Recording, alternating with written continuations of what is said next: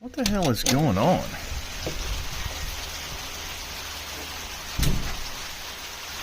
It's in the 50s, or at least the weather says. It's quite chilly outside. And now we have this.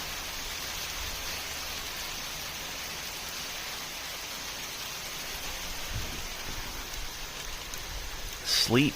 I guess it's sleep.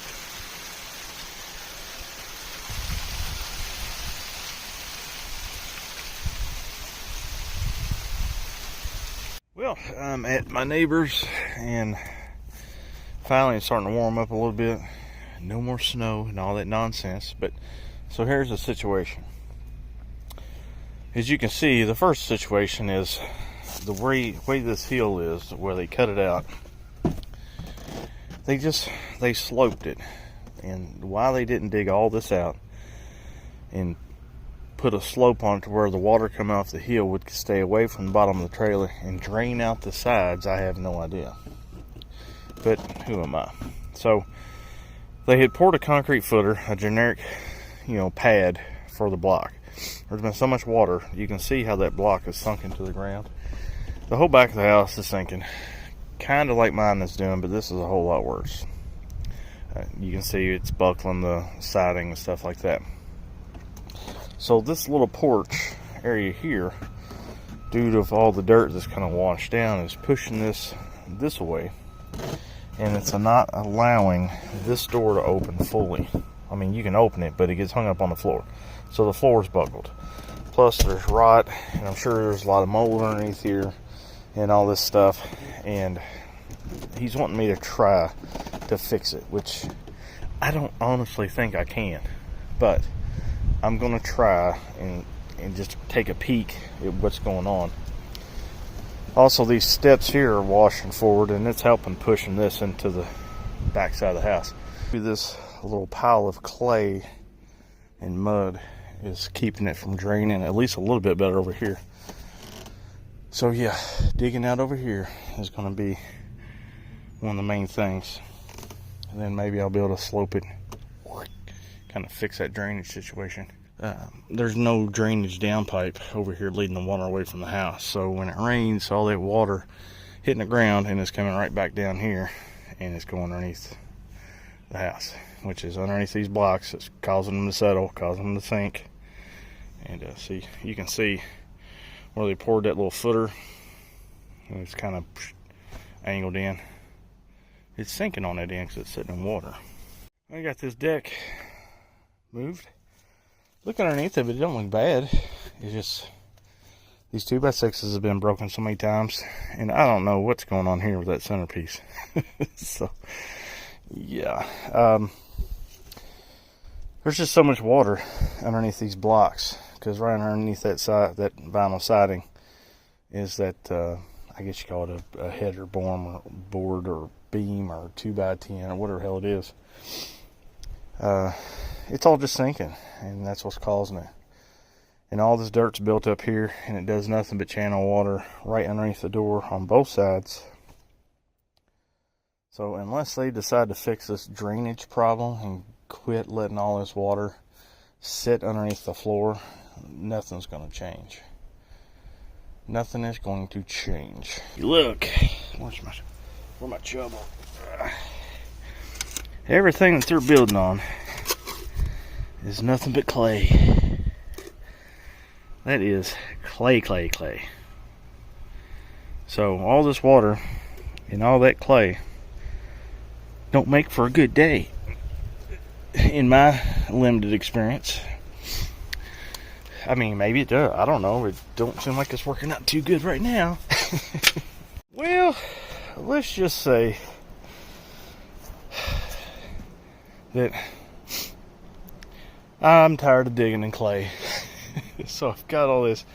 I mean, this is like clay. Like, let's go make a pot clay. Look at this. Look how gray that is. And this isn't even a real gray piece. I mean, there are some pieces of clay on here that look like I just went to the craft store and bought it. Look at that. That's clay. Like, serious stuff. And it sucks to dig, but I told my buddy that the best thing to do is just kind of spend the money, hire somebody with a mini excavator to come in here, dig all this out, do the drainage right, and just kind of be done with it. I think it's Tuesday in the morning, about 10 o'clock.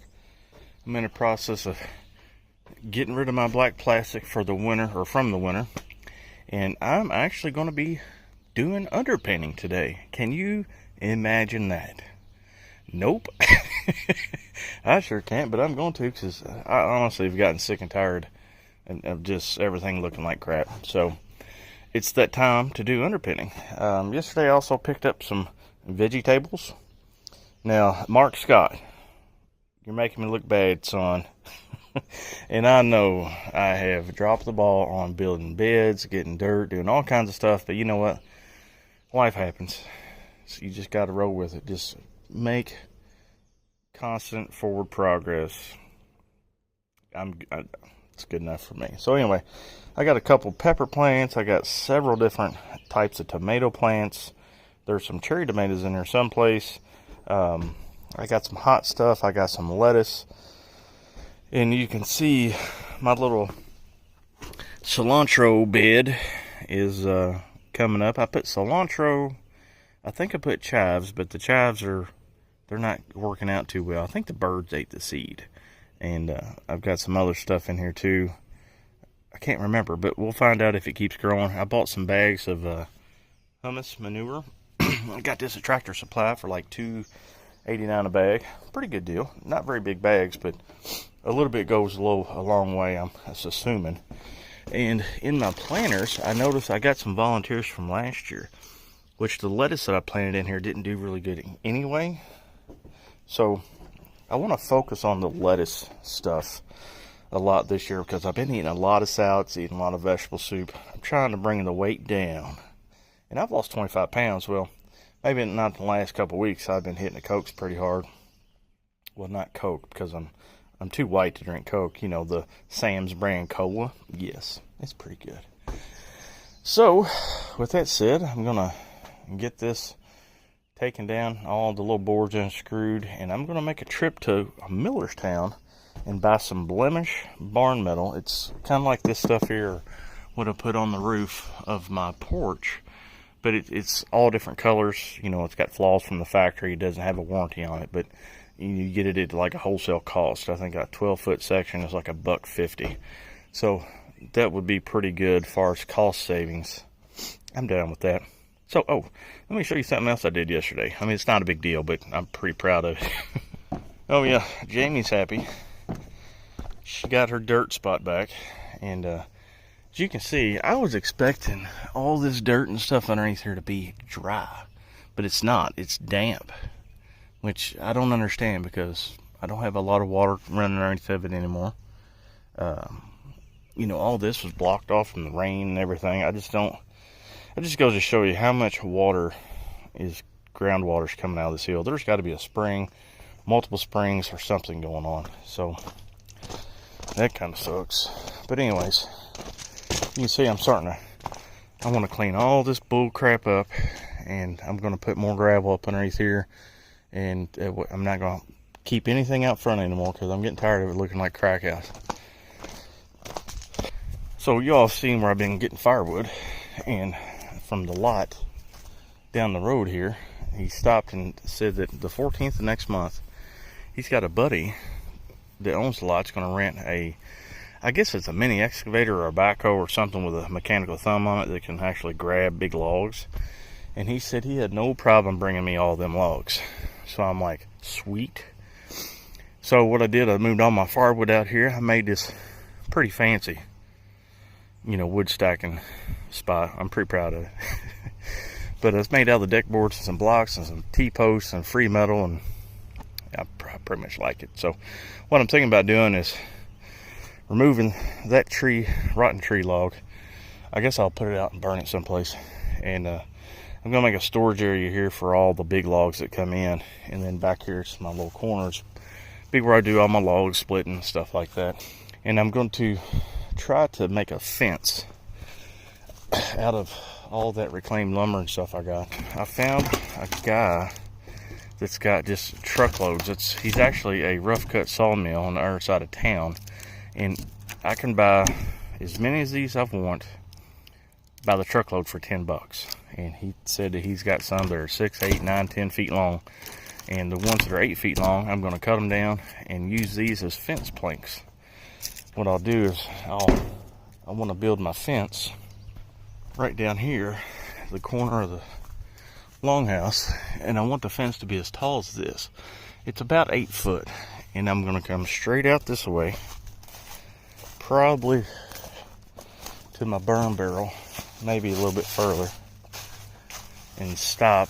And then I'll probably use stacked wood to make like an edge here, because I don't mind looking this way. I just, from the road, I want to be able to have my little place where I can have my burn barrel and have stuff going on back here, and it's not so eyesore-ish from the road. Just kind of tidy things up, because I've been doing all the work on the inside and other stuff.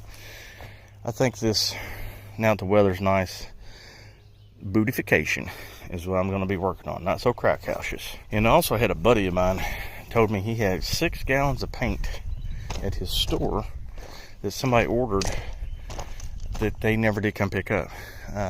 They didn't pay for it, but he can't sell it, or it's hard for him to sell because it's pre-mixed, and it's of like a dark gray, I think is what he said. So you know what, I'm thinking I might paint this old mobile home a dark gray and do some white trim around the windows, just clean it up and make it look a little bit more presentable. I don't really care at this point if it was purple paint. I would still paint some bitch purple if the paint's cheap enough. I'm not made of money anymore, it never fails. I want to go do something like this, and here comes the heaviest rain we've had all year. Yep, never fails.